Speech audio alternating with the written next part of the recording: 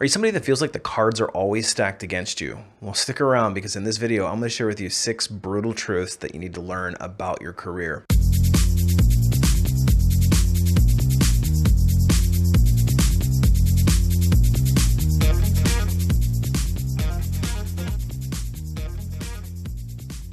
Hey everybody, it's Brian from A Life After Layoff, and today I want to talk to you about a hard-hitting video, and this one is probably the video that you don't want to hear, but you need to, and it's 6 brutal truths about your career. But before we get too far into it, if you're interested in more content just like this directly from a corporate recruiter, make sure you hit that subscribe button. So I do a lot of career coaching, and I talk to people all over the world, and I hear all these consistent themes. So I started thinking, what is the root cause of a lot of these people's career dissatisfaction? And I really started to notice a common trend. So I decided to make a video to highlight some of the more unfortunate and difficult truths that you need to learn, and it might be the hard way, in your career, because like it or not, it's the reality. But if you know how the workforce really works behind the scenes, you can use that to your advantage to position yourself.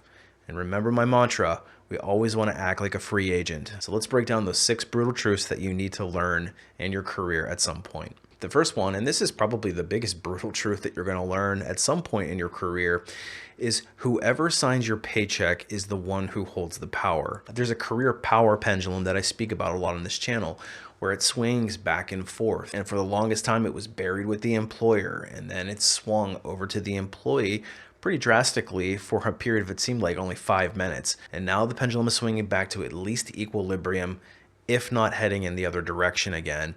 We're seeing a major uptick, unfortunately, in layoffs. We're seeing companies that are putting hiring plans on hold. We're seeing a lot of companies that are reorging and readjusting how they're approaching their businesses. And some of the layoffs are fairly sneaky. Some of them are very public, and some of them have been handled very poorly. As you might know, if you follow this channel, you follow the news. And when I go into LinkedIn, I see more and more posts of people in despair saying that they've lost everything, that their house is going to be foreclosed on, that if they don't get a job in the next 2 weeks, they're going to be out of unemployment, and all of these bad things are going to happen.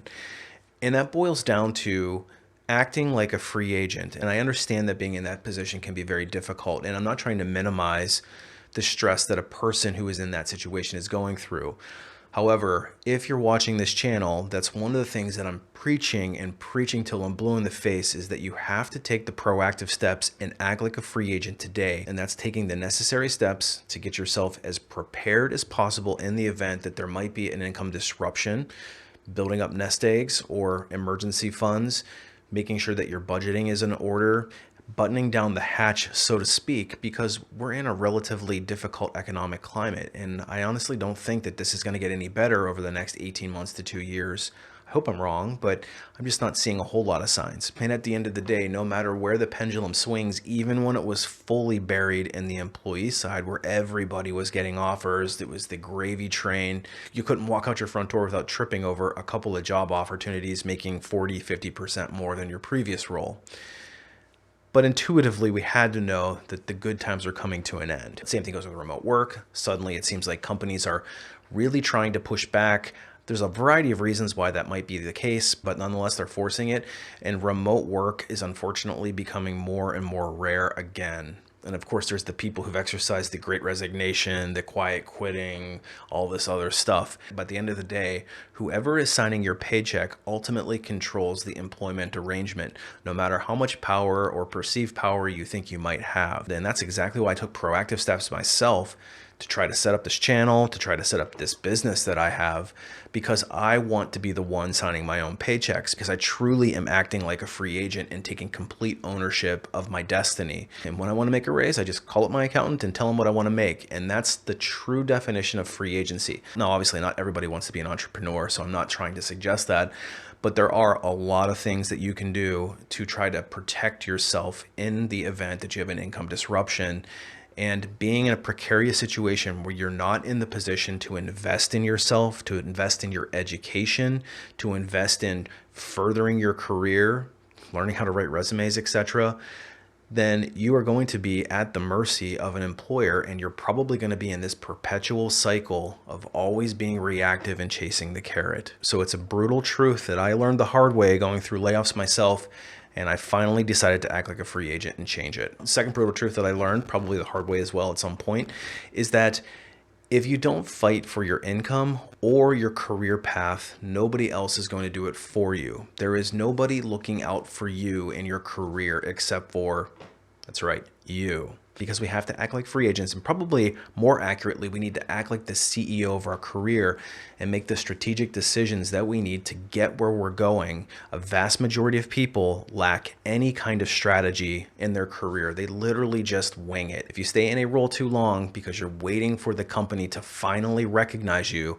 then you're not acting like a free agent, and you're going to be in the danger of turning into Joe. And if you don't know what I'm referring to, I'm going to leave a link up here that you should check out. There's a video that's really important that talks all about this.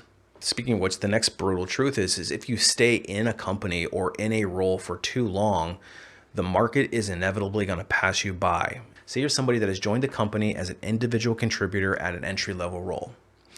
You spend the next 3 to 5 years doing that job, and you progressively work your way through a series of merit increases. Then at some point you want to be promoted into the next role, because if you're not promoted into the next role and you just continue to do what you're doing, the market for that same talent, for the same level role in the external market is going to be outpacing what the company's 2 to 3% raises will be.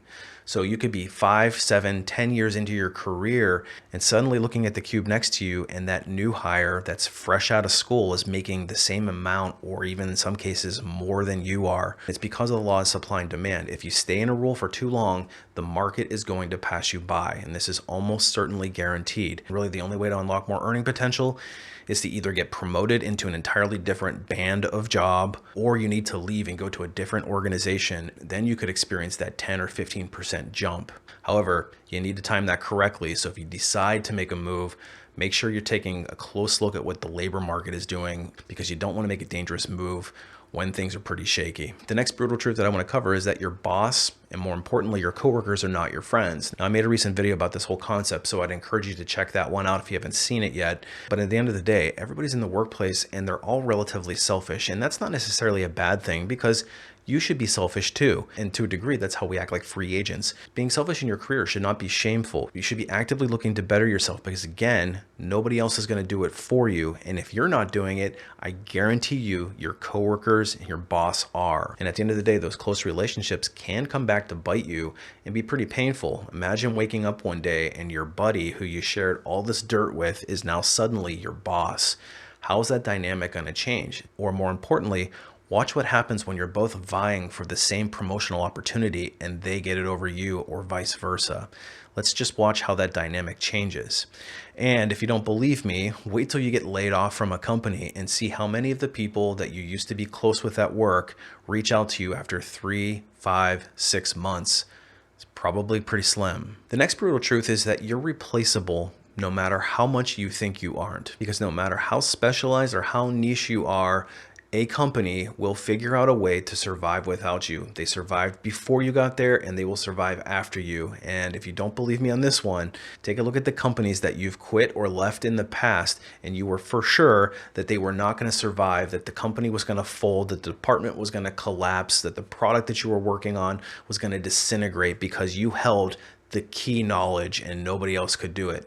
Chances are they still have a website, they're still producing revenue, they're still hiring people and doing all those things. And there is a bit of denial in it, because our ego is so attached to our work that we know the work intimately. We do it every day. We know it better than our boss. We know it better than our coworkers, because that's what we live and breathe every single day. So when there's a threat of that, our first reaction is survival. But I guarantee you, no matter how much you don't want to believe it, if you leave the organization, that company will not fold up because you're not there anymore. So that's why it is worthwhile to try to make yourself as unreplaceable as possible, but more importantly, having skill sets that are in demand across industry, because it's great that you have this irreplaceable skill, at least that you think you do, that only one employer demands.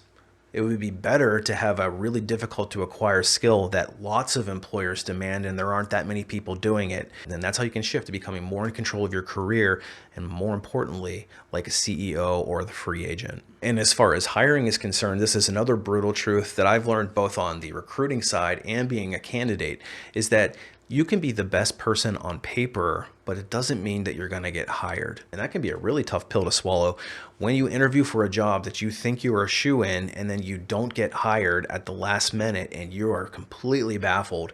And then a few weeks later, you happen to go check the LinkedIn profile of who they actually did hire and you go, they hired that person? That could be a real gut punch because you're going to analyze their background, their knowledge, their skills versus yours.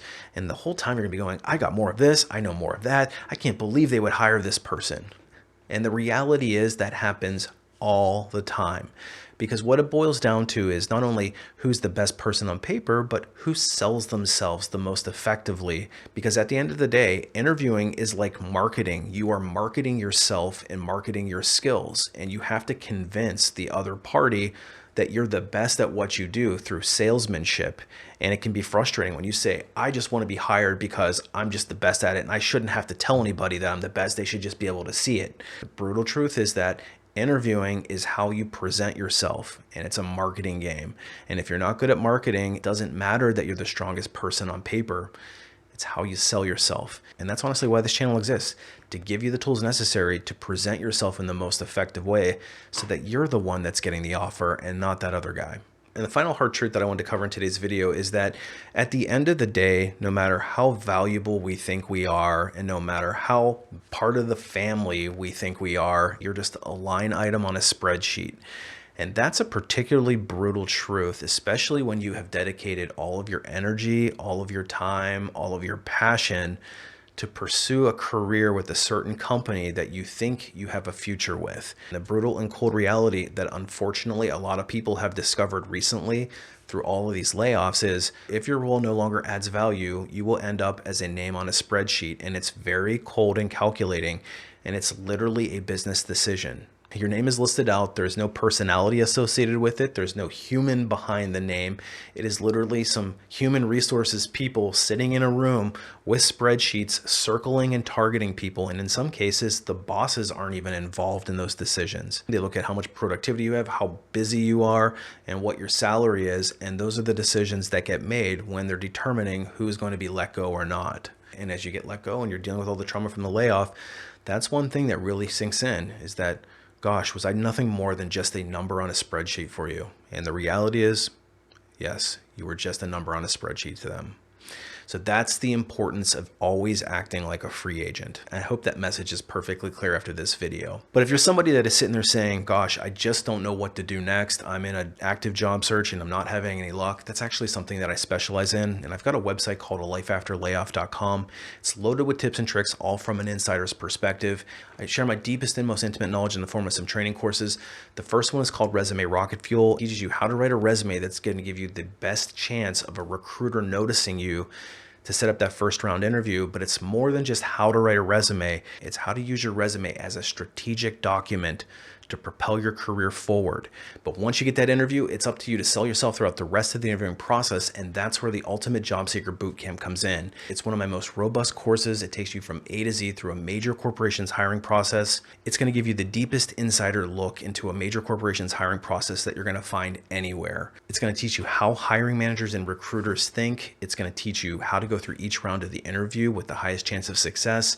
And it's ultimately going to get you to that final interview, hopefully that offer, and I'm going to teach you how to negotiate the best terms for yourself. But if you'd like to get those recruiters to start finding you instead, check out my course, Unlocking LinkedIn, because trust me, it is a lot easier to get hired when a recruiter seeks you out instead of you trying to apply to a job. Not to mention, there's a thing called the hidden job market, and I teach you how to network yourself properly so that you can start unlocking some of those opportunities through a course called Unlocking LinkedIn. So if your LinkedIn game is suffering, check that course out. I think you'll find a lot of value there as well. Hopefully these brutal truths weren't too brutal for you and that you've stuck around till the end, but I'm here to help. Let's act like free agents or the CEOs of our career, and we got this. And like always, appreciate you watching. We'll see you on the next one.